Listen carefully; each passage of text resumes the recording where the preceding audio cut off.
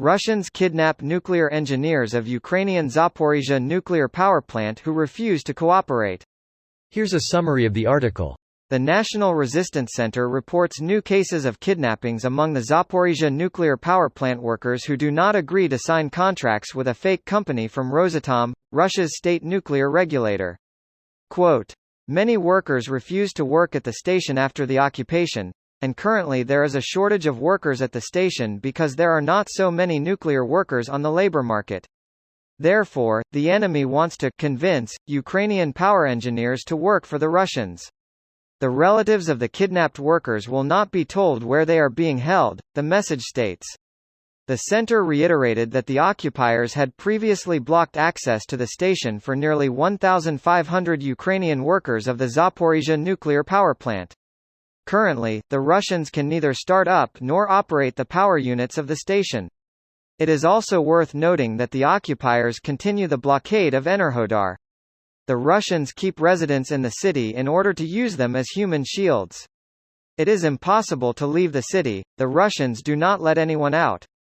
According to the local authorities, about 10–15,000 residents of the 53,000 who lived there before the occupation were blocked in the city, the Center of National Resistance emphasizes.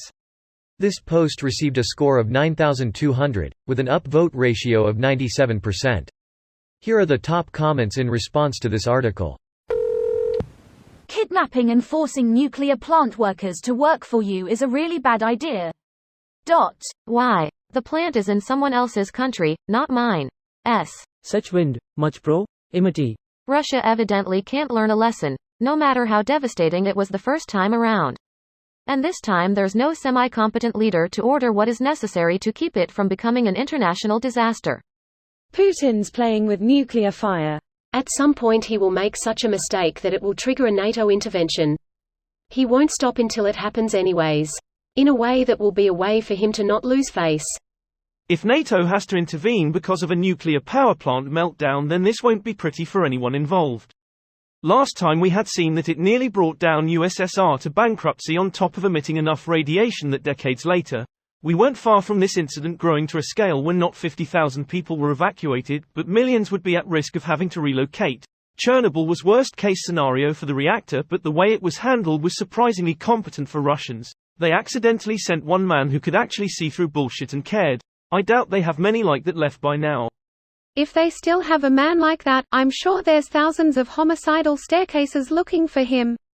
You feel that breeze? Oh, an open window. A year later and those Ukrainian engineers are still not cooperating with the Russians. It's a testament of the limits of the nuclear engineer labor market that they are still alive.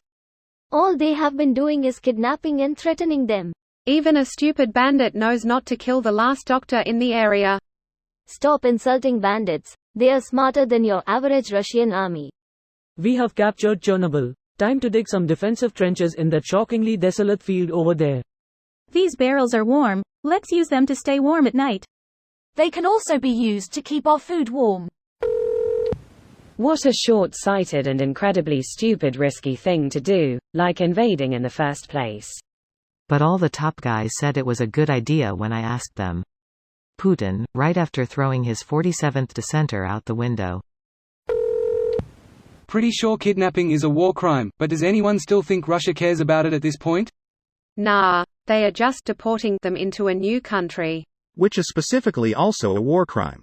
War crimes really don't matter to Russia, Belarus, China, Iran, Turkey, or India apparently. Also, the US has an immunity totem. This video was automatically created by Reddit to speech. The article and comments in this video were selected from Reddit according to their upvotes, and any paraphrasing was performed by smmry.com, without any human intervention.